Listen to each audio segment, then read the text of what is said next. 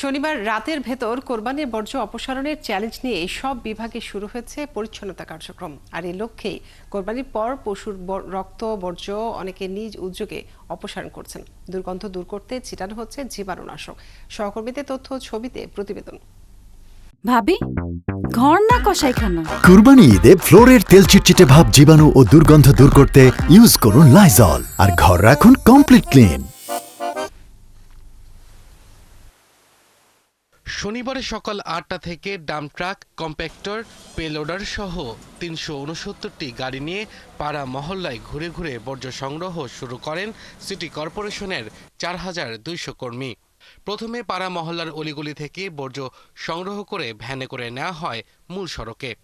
কোরবান দেওয়ার পরপরই আমাদের সেবক, আমাদের সুপারভাইজার, সুপারিনটেন্ডেন্ট, জুন কর্মকর্তা, আমাদের সিও, আমাদের উপপরিচালনা কর্মকর্তা সবাই মাঠে নেমে পড়েছে। যতক্ষণ এখানে ময়লা থাকবে ততক্ষণ আমাদের ডিউটি থাকবে। মাঠে ঘুরে এ পরিচ্ছন্নতা কার্যক্রম সরাসরি তদারকি করছেন city mayor doctor Shahadat Hossain. তিনি জানান, নগরীকে দুটি জোনে ভাগ করে পরিচ্ছন্নতা কার্যক্রম চলছে। আমাদের যে পরিচ্ছন্ন কর্মকর্তা ৪,২০০ জন আজকে প্রতিটি ওয়ার্ডে তারা কাজ করছে।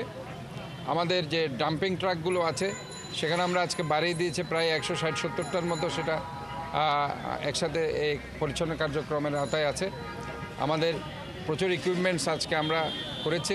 সিলেট সিটি কর্পোরেশন এলাকায় কোরবানির পশুর বর্জ্য অপসারণে ১৩০০ জন পরিচ্ছন্নতা কর্মী কাজ করছেন। দ্রুত সময়ের মধ্যে বর্জ্য অপসারণ করতে প্রতিটি ওয়ার্ডে একটি করে ট্রাক বরাদ্দ রয়েছে। বিকালের থেকে আমাদের আরেকটা চ্যালেঞ্জ, সেটা হচ্ছে বাসা বাড়ি কিংবা যেগুলো পশু কোরবানি যারা দেবে সেগুলো বর্জ্য অপসারণ।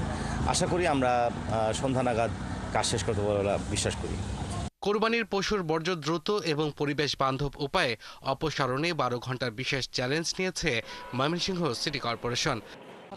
সিটি কর্পোরেশন আমাকে ব্লিচিং পাউডার সরবরাহ করছে এবং ব্যাগগুলো দিচ্ছে। সিটি কর্পোরেশন কতটুকু করবে আমি জানি না, তবে আমি আমার সোসাইটির কোরবানিগুলো আমরা নিজ উদ্যোগে এগুলো পরিষ্কার করব। ঈদের নামাজ পড়েই কোরবানি করেছেন বরিশালবাসী।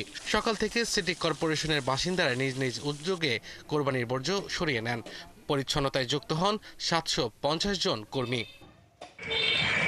খুলনা নগরীর ৩১টি ওয়ার্ড এবং বিভিন্ন স্থানে বর্জ্য অপসারণ কাজ শুরু করে সিটি কর্পোরেশন। বর্জ্য অপসারণের পরপরই নগরীর ৪টি ডাম্পিং পয়েন্টে বর্জ্য স্তূপ করে রাখা হয়। পরবর্তীতে ডাম্প ট্রাক ও লরির মাধ্যমে সেসব বর্জ্য অপসারণ করা হয়। আব্দুল মামুন, ৭১। এই মুহূর্তে নারায়ণগঞ্জের বর্জ্য ব্যবস্থাপনার খবর জানবো আমরা। আমাদের সাথে যুক্ত হচ্ছেন সহকর্মী হাবিবুর রহমান।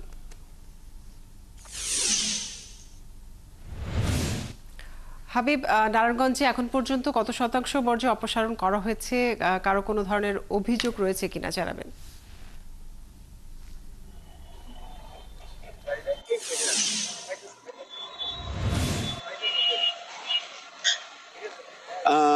কাজরে প্রতি বছর নারায়ণগঞ্জ সিটি কর্পোরেশনের বর্জ্য ব্যবস্থাপনা নিয়ে বিভিন্ন ধরনের আলোচনা, সমালোচনা এবং অব্যবস্থাপনা থাকলেও এবছর কিন্তু চিত্রটা সম্পূর্ণ ভিন্ন। প্রায় ১৮০০ কর্মী নিয়ে সিটি কর্পোরেশন আসলে একরকম বর্জ্য ব্যবস্থাপনা করার জন্য তারা উঠে পড়ে লেগেছে এবং তাদের সিটি কর্পোরেশনের প্রধান নির্বাহী কর্মকর্তা গতকালকে আমাদেরকে জানিয়েছিলেন যে তারা ২৪ ঘন্টা সময় দিয়েছিল বর্জ্য ব্যবস্থাপনা সম্পূর্ণ শেষ করার জন্য। কিন্তু আমরা যেটা দেখলাম যে প্রায় ৮ থেকে ১০ ঘন্টার মধ্যে, গতকাল রাত ৮টার মধ্যে সকল বর্জ্য সংগ্রহ করা হয়ে গেছে।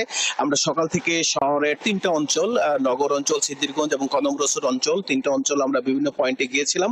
আমরা তেমন উল্লেখযোগ্য পরিমাণে বর্জ্য দেখতে পাইনি। আমরা দেখেছি পেলোডার, ট্রাক এবং জনবলের সাহায্যে আসলে বর্জ্য সংগ্রহ করা হচ্ছে। আমরা একটু কথা বলবো নারায়ণগঞ্জ সিটি কর্পোরেশনের কনজারভেন্সি অফিসার, যিনি ফিল্ড মনিটরিং করছেন। আপনারা কি ভাবে বর্জ্য ব্যবস্থাপনা করছেন এবং জনগণকে কি দিয়েছেন?